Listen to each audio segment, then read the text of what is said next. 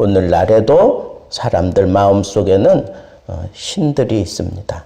그래서 그 신들, 오늘날 사람들의 그 신사상, 하나님에 대한 사상, 자기들이 절대자라고 생각하는 그런 신들에 대한 사상을 몇 가지로 정리할 수 있는데, 첫째는 다신론입니다.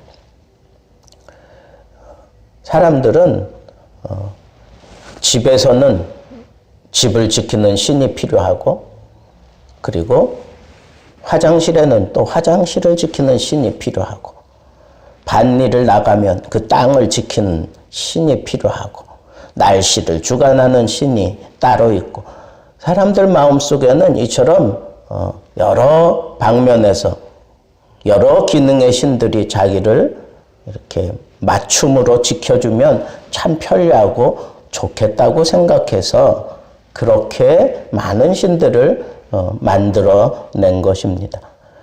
그러나 이 다신론을 주장하고 다신교를 숭상하는 그런 집단일수록 그 도덕성이 아주 저하됩니다. 그래서 이 사회의 문화와 도덕의 그 수준을 완전히 오염시키고 부패시켜서 이 사회에 이런 독버섯처럼 자라나고 있는 그런 사이비 종교들로 인해서 심각한 피해를 보고 있는 것이 오늘날 우리들의 모습이 아니라 할 수 없지 않습니까? 두 번째는 범신론이에요. 범신론. 이건 하나님과 자연, 하나님과 인간을 동일시하는 거예요. 그래서 자연을 하나님이라, 또 인간을 하나님이다 라고 그렇게 섬기는 것을 얘기합니다. 그래서 창조주와 피조물을 완전히 동일시되게 만들어버리는 어리석은 그런 룰을 범하고 있는 것을 보게 됩니다. 어떻게 자연이 하나님일 수 있어요? 창조주가 있으면 피조물이 있는 건데 그 피조물을 하나님으로 섬기고 있는 이런 어리석음을 저지르고 있는데, 그도 그럴 것은 이 자연이 너무 위대해 보이고 너무 막강하고, 아무리 과학이 발전된다고 해도 홍수도 막아내지 못하고 벼락도 막아내지 못하고, 그리고 태풍도 막아내지 못하고, 뭐 이런 것들을 보면서 바람신이 노했다, 태풍을 몰고 와서 이 태풍이 우리들의 신이다, 뭐 이런 식으로 얘기를 하고 있는 이런 어리석은 인간들을 보게 되는 겁니다. 셋째는 이신론 혹은 자연신론이라 그래요. 이신론, 이다라고 하는 건 이치 이자예요. 창조주도 인정해요. 피조물도 인정해. 그런데 하나님은 이렇게 온 우주를 창조하신 분이 맞지만, 하나님은 더 이상 그 피조된 세계를 섭리하지 않는다는 거예요. 그냥 맡겨둔다는 거예요. 피조된 세계에 맡겨둔다는 거예요. 그래서 자연의 법칙을 오히려 숭상하고, 그리고 하나님이 만들어 놓은 그 피조 세계 그 자체적으로 움직여지는 이런 모든 것들을 그냥 숭상하고 따르는 거예요. 이게 자연신론 혹은 이신론이다라고 그렇게 얘기를 하는 거예요. 그런데 여기는 하나님은 우주 만물을 창조하시고 관여하지 않으시는 그런 방관자로 만들어 버리는 거예요. 여러분, 절대로 그렇지 않아요. 하나님은 이 온 우주 만물, 우리 인간을 창조하셨고 우리 만물을 붙잡고 계시고 우리 인간들 한 사람 한 사람을 다 헤아리고 살펴서 그 사람들을 섭리해 가시고 주장해 가시고 통치하시는 분이다, 그런 말입니다. 그런데 사람들은 그걸 그냥 이치적으로 이 모든 문제들을 그렇게 받아들이기 때문에 숙명론자들이 많이 생겨날 수밖에 없다는 거죠. 내 인생 왜 이래? 내 인생 뭐 그런 거지. 그냥 이치적으로 그렇게 된다는 거예요. 모든 인생들이 다 그렇게 살다가 죽는다는 거예요. 그러면서 이 삶 자체를 그냥 숙명론적으로 받아들이려고 하는 그런 어리석은 그런 삶으로 전락되고 마는 겁니다. 또 반대로 무신론자들이 있어요. 무신론자들. 이 무신론자들은 하나님이 없다는 거죠.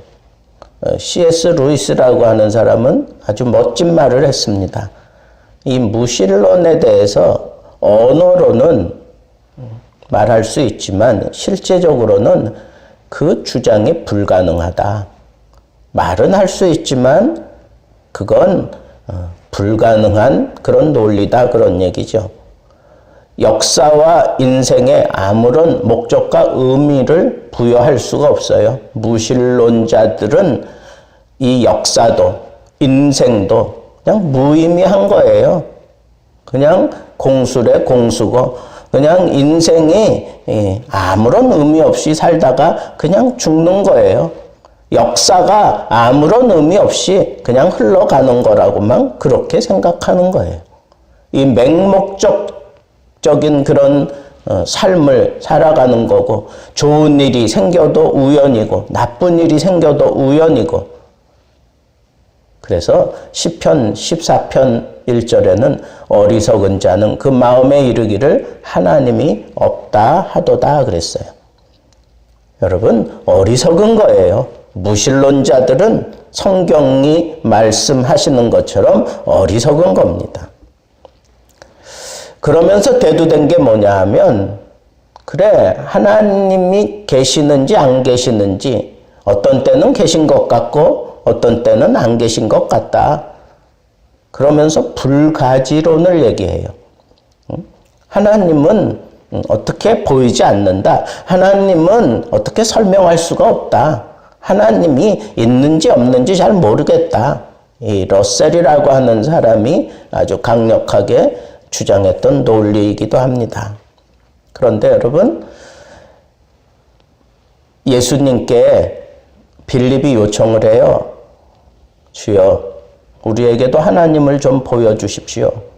그때 예수님이 그렇게 얘기를 합니다. 나를 본 자는 하나님을 보았느니라. 이런 사실을 우리가 이렇게 정리해 보면, 왜 아직도 하나님을 인정하지 못하는가? 그건 두 가지 원인밖에 없어요. 첫째는 죄로 인해서 그 영혼이 혼탁해지고, 그래서 아무것도 볼 수가 없는 거예요. 다 마비가 되어서 아무것도 볼 수가 없고 맡을 수도 없고 느낄 수도 없는 그런 상태에 빠져 있으니까, 혼돈된 세계 속에 있으니까 아무것도 구분할 수가 없습니다. 또 하나는 예수 그리스도를 만나지 못했기 때문에 아직 하나님을 인정할 수가 없는 거예요. 하나님이 우리에게 말씀하시는 십계명의 가장 근간이 되는 모법이라고 할 수 있는 이 제1계명은 유일신 사상을 정립하는 겁니다. 내 마음에 하나님 외에 그 어떤 것도 둘 수 없습니다. 하나님만 사랑해야 됩니다. 하나님께만 충성해야 됩니다. 하나님이 나의 전부여야 합니다. 이것이 확립되어질 때 우리는 하나님 앞에 바른 신앙을 가지게 되는 것이고, 그것을 지켜갈 때에 우리가 하나님과의 이 깊은 교제를 통해서 하나님을 사랑할 수 있고, 그리고 더 깊이 하나님과의 교제가 이루어지고, 그 어떤 상황에서도 우리는 하나님의 철저한 보호하심을 입으며 살아가는 하나님의 백성다운 백성이 되는 것임을 명심하시고, 오늘도 내 마음속에, 내 생활 속에, 내 인생 전부 하나님 한 분만 모시고 사는 유일신 사상으로 똘똘 뭉쳐져 하나님께만 영광을 돌려드리는 멋지고 복된 삶 살게 되기를 우리 주님의 이름으로 축복합니다. 기도하겠습니다.